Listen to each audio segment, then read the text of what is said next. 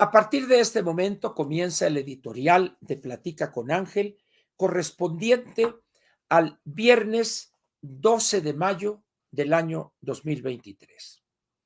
El título del editorial de hoy se llama así: ¿Cómo será recordado el bulto?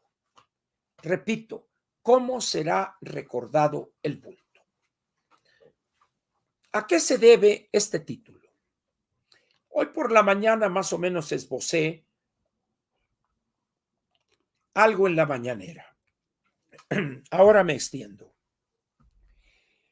Una de las grandes limitaciones que tienen buena parte de los países democráticos, por supuesto, no me voy a meter con las dictaduras, países democráticos, y voy a constreñirme a América Latina, desde el Río Bravo hasta la Tierra del Fuego. Muy bien. Una de las grandes limitaciones que tienen nuestras democracias es la visión o la fijación que tiene el gobernante elegido democráticamente por pasar a la historia. Así, pasar a la historia. O, dicho de otra manera, trascender el tiempo.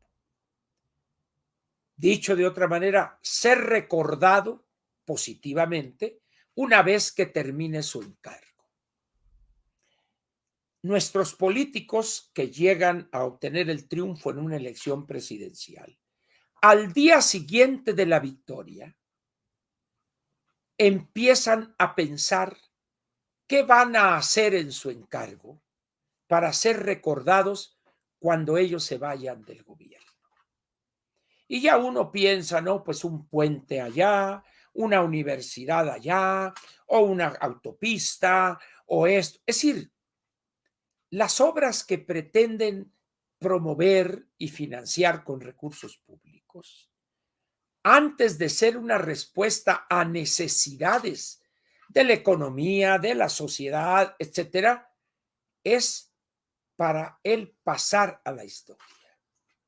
Y así tenemos elefantes blancos, y les voy a dar 2 o 3, les voy a dar de este gobierno.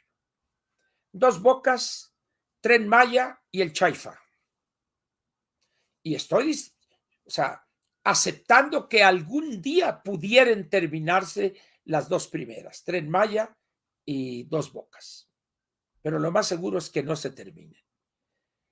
Pero este presidente que tenemos tiene una fijación, yo creo que desde mucho antes de ser presidente, de querer pasar a la historia. Por supuesto, en sentido positivo, el salvador de la patria, el que vino a acabar con la corrupción, a purificar la vida pública nacional, a acabar con el crimen con abrazos, no balazos, a pacificar el país y paparruchadas por el estilo.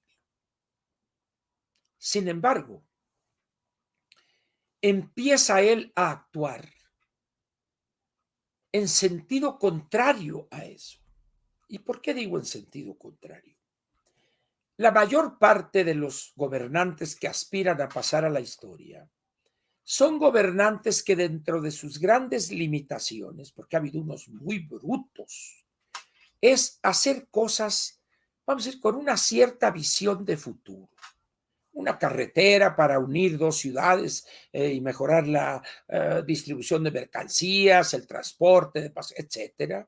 O una universidad para que salgan de allí cuadros, o apoyar un centro de investigación agrícola o ganadera, pero pensando de alguna manera en algo para el futuro, para que las nuevas generaciones, cuando estén disfrutando de esa universidad, de ese centro de investigación. ¿Y quién es ese señor que está ahí? Él fue el que apoyó la creación de esta universidad, etcétera, etcétera. Muy bien. El ejemplo más claro de eso es Miguel Alemán Valdés, que las escuelas de la universidad, las facultades que estaban dispersas, las juntó y se creó Ciudad Universitaria. Al mismo tiempo se creó el Pedregal de San Ángel con algunos terrenitos que ahí dicen que este hombre se clavó, pero bueno, y hace el campus una obra arquitectónica majestuosa y todo. Y en un acto de egocentrismo que hablaba de su mente mal, se manda a construir una estatua que estaba ubicada en la plaza frente a la rectoría, no sé a quiénes les tocó verla esa estatua, donde estaba el presidente alemán, pero más parecido con Stalin, porque le pusieron un bigotón así como el dictador Stalin y con una batón así su toga y universitario así, pensando en que la raza iba a respetarlo y decir sí, cómo no, y ahí lo iban a adorar y todo. No, yo creo que más tardó en ponerla cuando al poco tiempo empezaron a quererla tumbar. Y son tan malos ingenieros civiles los de la universidad que nunca pudieron tumbarla. Nunca. Le pusieron ahí unos bombillos de dinamita y cosquillitas le hicieron apenas a la estatua. Y yo les decía, oigan, pues hubieran llevado a un ingeniero civil del Politécnico y en 2, 3 patadas con un taladro pone los bombillos de dinamita y ¡pum! Vale. Y ahí se va con toda su humanidad, Miguel. No. Cuando se dieron esos atentados le pusieron unas láminas para tapar eso, porque no se atrevieron a reconstruirla. Así terminó el sueño de grandeza de Miguel Alemán. ¿Y saben ustedes cómo ha sido recordado a la fecha todavía Miguel Alemán Valdés? Como el presidente que hasta la fecha había sido el más corrupto, el más ratero que había conocido el país. La corrupción alcanzó un nivel impensable en el alemanismo. ¿Quién se acordaba de Ciudad Universitaria y de la estatua del que promovió Ciudad Universitaria? Nadie. Todo el mundo hablaba de las raterías, de las cosas, todos esos terrenos allá por Ciudad Satélite, todo eso. Así es. Entonces, la mayor parte de las veces sucede exactamente lo contrario de lo que el gobernante desea o sueña. En vez de ser recordado como el gran constructor, el hombre, ¿no? El hombre que llevó la modernidad y todo, es recordado por sus tropelías, por su corrupción, por sus raterías. Esa es la realidad. Tenemos otro caso. Don Porfirio Díaz, el general Porfirio Díaz, que hizo una obra de pacificación, de modernización del país y las celebraciones del centenario de la independencia en 1910. Fue ocasión para inaugurar obras como la columna del Ángel de la Independencia, la Victoria Alada, que está ahí, el hemiciclo a Juárez, por ejemplo. Es decir, pero ¿qué es lo que sucedió? Producto del movimiento de la Revolución Mexicana, nadie se acuerda y hoy ni siquiera los familiares, los descendientes, pueden traer los restos de don Porfirio que están en el Panteón de Montparnasse en París. Allá están los restos de don Porfirio. Allá están. Y no los pueden traer por esa visión retardataria que tenemos. Entonces, vean ustedes pues cómo esos sueños, esas aspiraciones del gobernante se ven cambiadas, pues, o no es lo que él pensaba. Cuando el grupo Sonora triunfa y es el que gana la Revolución Mexicana, nada de Zapata, Villano, fueron los generales sonorenses encabezados por don Plutarco Elías Calles, general de división, y Álvaro Obregón Salido, general de división también. Muy bien. La gran obra de las primeras instituciones después del porfiriato, Banco de México, lo que hoy es la Conagua, que antes fue Recursos Hidráulicos y se llamó Comisión Nacional de Irrigación, etcétera, fue obra de los gobiernos de esos generales, la Secretaría de Educación Pública, etcétera, etcétera. ¿Y son recordados por eso? No. Plutarco Elías Calles es recordado por querer ser el hombre máximo, el maximato, el que manejaba como títeres a los presidentes. Hasta que llegó Cárdenas y lo echó para afuera. Y vean ustedes lo que son las cosas. Recordamos, bueno, otros, yo no, a Cárdenas como el gran constructor y que esto, ya saben ustedes, el gran hombre, cuando es el individuo que más daño le ha hecho a la modernización política de este país. Es el que crea ese instrumento de control político e ideológico del nacionalismo revolucionario. Y que durante su presidencia, no solo su hermano Dámaso, sino que él, se apropiaron de grandes extensiones de tierra en Michoacán, aquí en México, en el lago de Texcoco. Es decir, uno es el deseo y otra cosa es la realidad. Muy bien. Podemos seguir con todos los presidentes, pero lleguemos al actual. Este hombre en su locura, en esa visión de un iluminado, lo lleva a querer hacer cosas, pero lo único que hace es destruir. Y en vez de pensar y ver hacia adelante, ve hacia atrás, al retroceso. Porque eso es lo que aprendió, es lo único para lo que le dio su maltrecho cerebro. Y empieza a ver el petróleo como la salida nuestra. Bueno, Cuauhtémoc Cárdenas en esa entrevista que les digo, oiga, le preguntan, ¿y esa Dos Bocas? Bueno, yo creo que es bueno para esto, porque no se atreve a decir es una pinche locura. Porque Cárdenas, igual que su señor padre, son así como el lobo de la liebre. No se define jamás Cuauhtémoc. En esas condiciones, López se dedica a destruir, porque su idea, un tanto cuasi religiosa, es que hay que tumbar todo y desde las ruinas él vendrá a salvar y a reconstruir y crear un nuevo México. Esa es su visión, la típica de un loco, de un iluminado. Se rodea de los peores, corruptos, incapaces, ignorantes y uno que otro como él, deschavetadones. ¿Qué ha sucedido en estos 4 años y medio, para ponerlo fácil? Que la gente se ha dado cuenta que este hombre es un destructor, es un hombre que ha dilapidado recursos a lo baboso, en cantidades industriales, y producto de esa idea de controlar, se le ha hecho bolas el engrudo. Hoy no sabe cómo resolver un problema que él se generó para sí mismo, el sol, las corcholatas.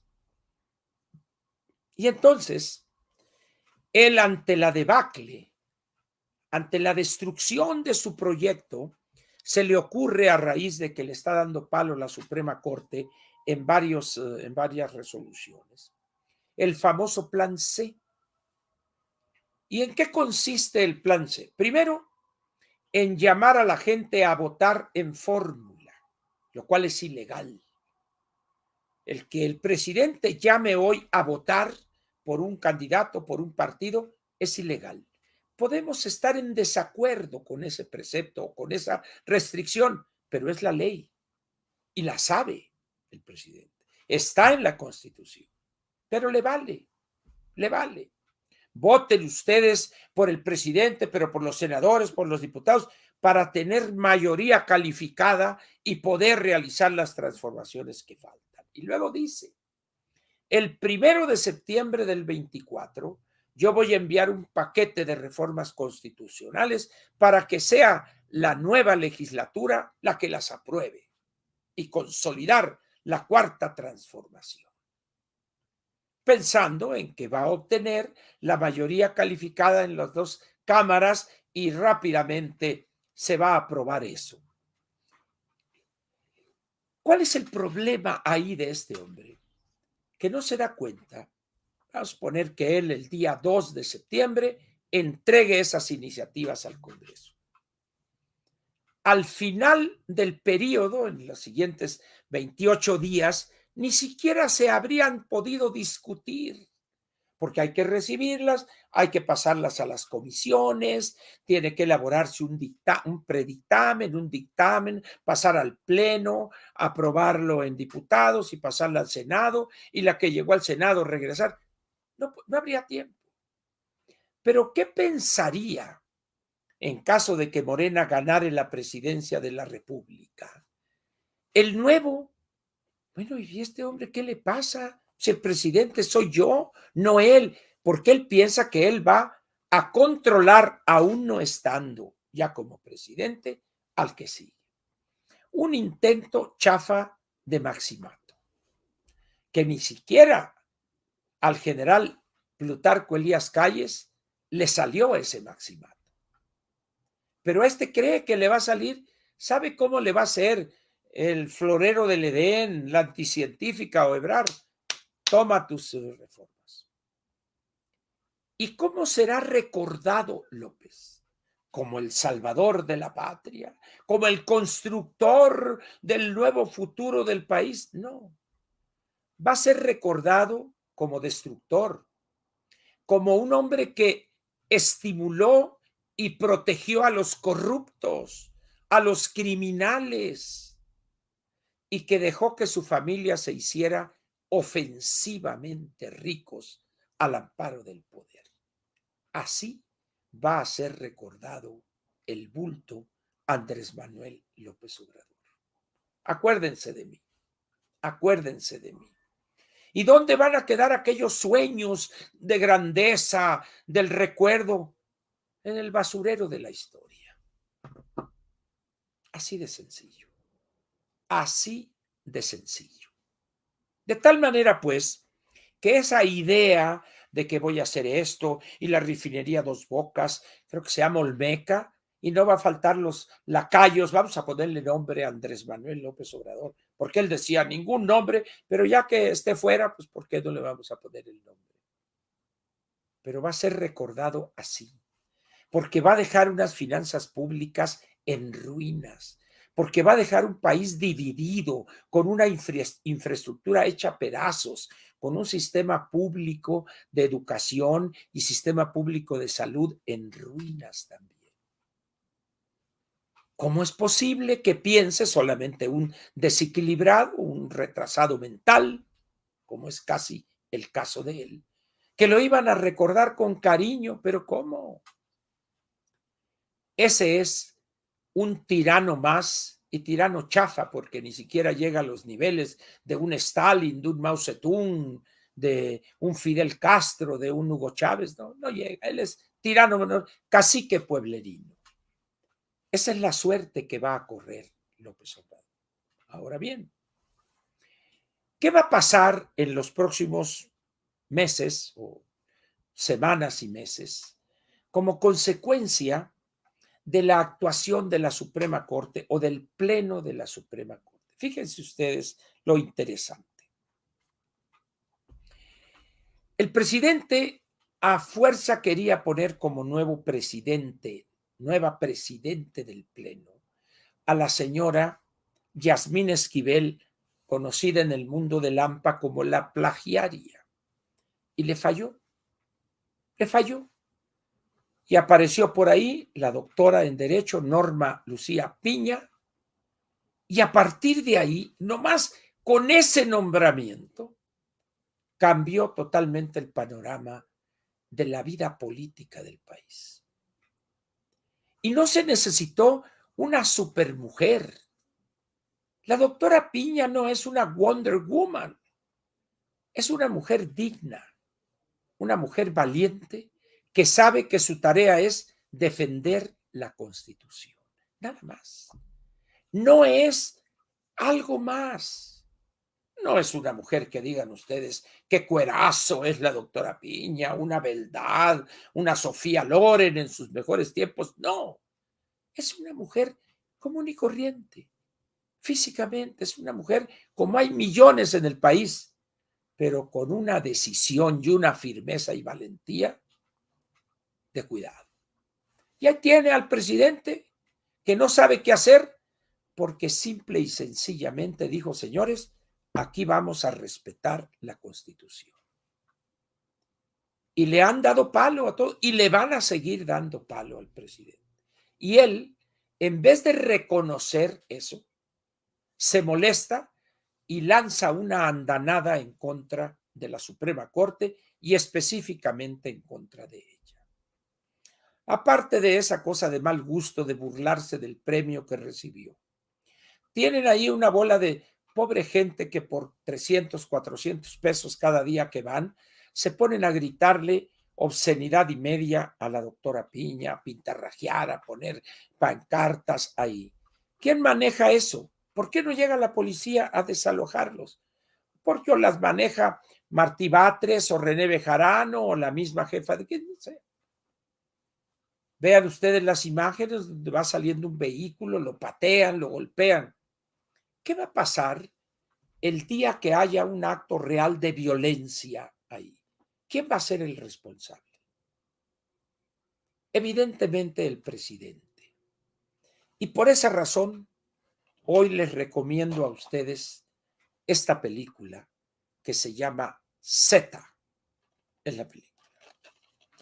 Esta película es una película no nueva, esta es una película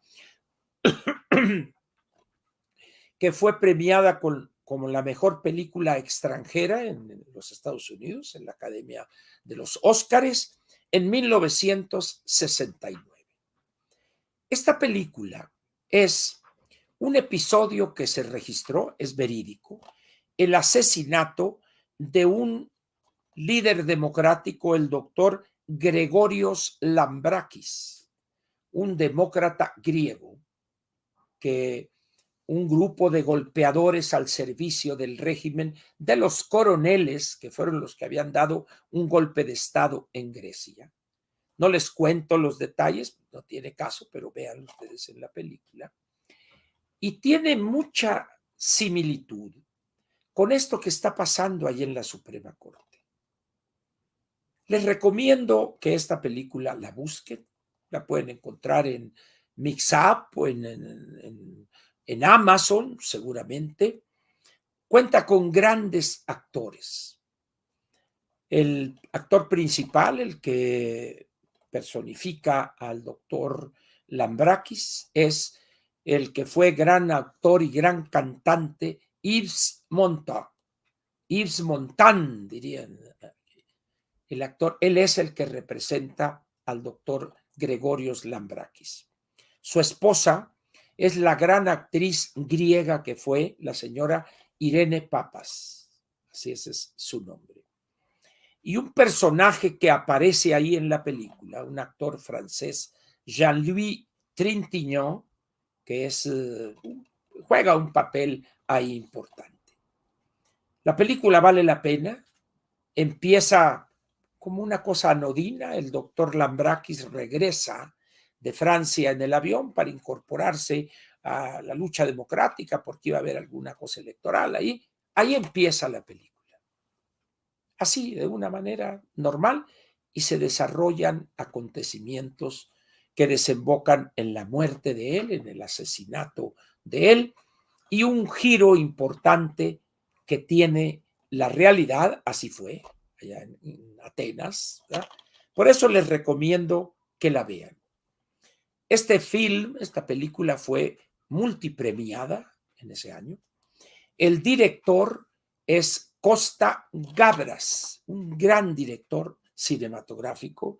Es una película preciosa, a color, bien hecha, muy buenas actuaciones y con un episodio que guarda cierta relación, no directa, evidentemente, con lo que está pasando con la manipulación que hace López Obrador y los Batres, los Bejaranos, toda esta bola de delincuentes de la gente que tiene necesidades y les dan 300, 400 pesos para ir a causar desmanes, como era antes de que llegaran a la presidencia, pintarrajeaban, destruían propiedades, etcétera, etcétera. Recuerden ustedes cómo fue el día de la toma de posesión de Peña Nieto, si no estoy equivocado. ¿Ah? Aquí está la película. Z. Vale la pena. La pueden encontrar o en Amazon sería lo más fácil. Y la verdad es que la van a disfrutar. Véanla. Vale la pena. Con esto termina la parte editorial de Platica con Ángel, correspondiente al viernes 12 de mayo del año 2023. Y agregaría nada más lo siguiente. No encuentro casos, en América Latina al menos, donde los sueños de grandeza y de trascender y pasar a la historia de gobernantes latinoamericanos, y lo único que han obtenido, por el contrario, es el recuerdo pero la condena, más bien, de sus ciudadanos o de sus gobernados. Lo mismo para Fidel Castro, lo mismo será para su hermano, Castro el menor. El Che Guevara a estas alturas ya se ha descubierto y probado que fue un asesino a sangre fría, mató a mucha gente, y un hombre ilusionado con pasar como el Salvador de América Latina, y vino quedando en una cañada allá en Bolivia, tranquilamente asesinado o ultimado por las fuerzas del ejército boliviano con asesoría de la Central de Inteligencia norteamericana. Como Hugo Chávez, y así le va a pasar a Nicolás Maduro, le va a pasar a Daniel Ortega y a otros loquitos que intentaron, pues, pasar a la historia, ser héroes, y simplemente son un desecho, va a estar en el lugar de las heces en el basurero de la historia. Así le va a pasar a López Obrador. Muy bien, terminamos esto y vamos a echarnos unos piloncitos. La película está en YouTube también. ¿Está qué? En YouTube. Ah, está en YouTube, pueden verla perfectamente. Z, fácil, entren a YouTube, ponen ustedes Z, pum, vale, y ahí la van a ver. Preciosa película, van a ver ustedes. Se las pongo fácil, fíjense, ni siquiera tienen que encargarla en Amazon. Simplemente conectan ahí su computadora a su pantalla y vámonos. Es más, si tienen YouTube ahí conectado en el paquete que compran, ahí la pueden ver. Resuelto el problema. Muy bien.